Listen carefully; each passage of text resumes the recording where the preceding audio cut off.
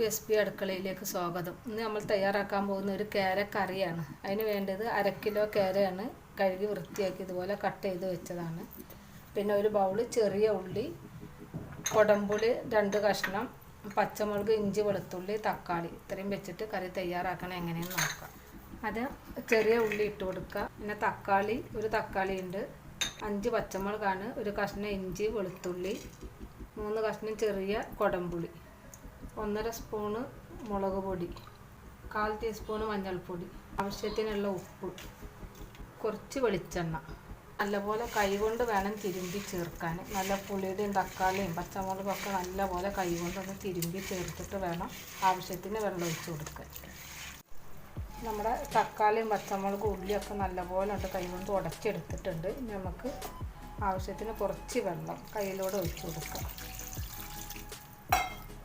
തിളച്ച് വരട്ടെ, എന്നിട്ട് നമുക്ക് മീനിട്ട് കൊടുക്കാം. അപ്പോൾ തിളച്ച് വരുമ്പോഴേക്ക് നമുക്ക് തേങ്ങ ചിരകിയിട്ട് 1 തേങ്ങയാണ് എടുത്തിട്ടുള്ളത്. അത് നമുക്ക് വറുത്തെടുക്കാം.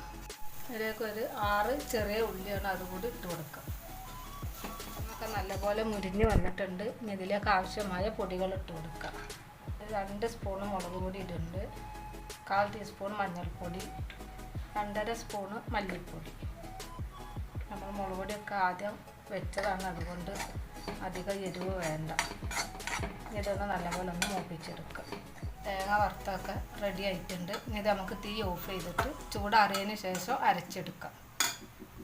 കറിയൊക്കെ നല്ലപോലെ തിളച്ച് വന്നിട്ടുണ്ടാകും, തുറന്ന് നോക്കാം.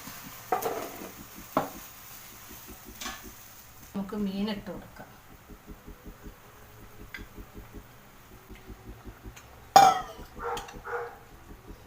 ഇത് മൂടി വെച്ച് വേവിക്കാം. എന്നിട്ട് അരച്ചെടുത്ത് അരപ്പ് ഒഴിച്ച് കൊടുക്കാം. നമുക്ക് കറി തുറന്ന് നോക്കാം. മീനിട്ട് നല്ലപോലെ തിളച്ചിട്ടുണ്ട്. അതിലേക്ക് അരച്ച് വെച്ച അരപ്പ് ചേർത്ത് കൊടുക്കുക. വെള്ളം കൂട്ടി അരച്ചതാണ്. നമുക്ക് ജാറൊന്ന് കഴുകിയെടുക്കാം. ആവശ്യത്തിനുള്ള വെള്ളം ഒഴിച്ചെടുക്കാം. കുറച്ച് ഉപ്പ് കുറവാണ്, അതുകൊണ്ട് 1 സ്പൂൺ കൂടി ഉപ്പ് ചേർത്ത് കൊടുക്കാം. തുറന്ന് നോക്കാം.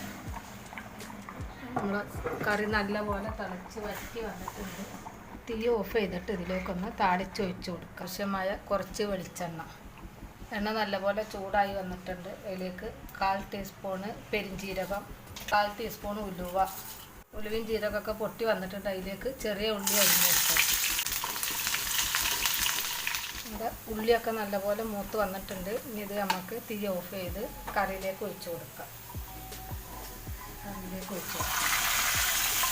നമ്മുടെ കേരക്കറി ഇവിടെ റെഡി ആയിട്ടുണ്ട്. ഇതുപോലെ എല്ലാവരും വീട്ടിൽ ട്രൈ ചെയ്ത് നോക്കുക. വീഡിയോ ഇഷ്ടമായാൽ ലൈക്ക് ചെയ്ത് സബ്സ്ക്രൈബ് ചെയ്ത് സപ്പോർട്ട് ചെയ്യുക ഫ്രണ്ട്സ്.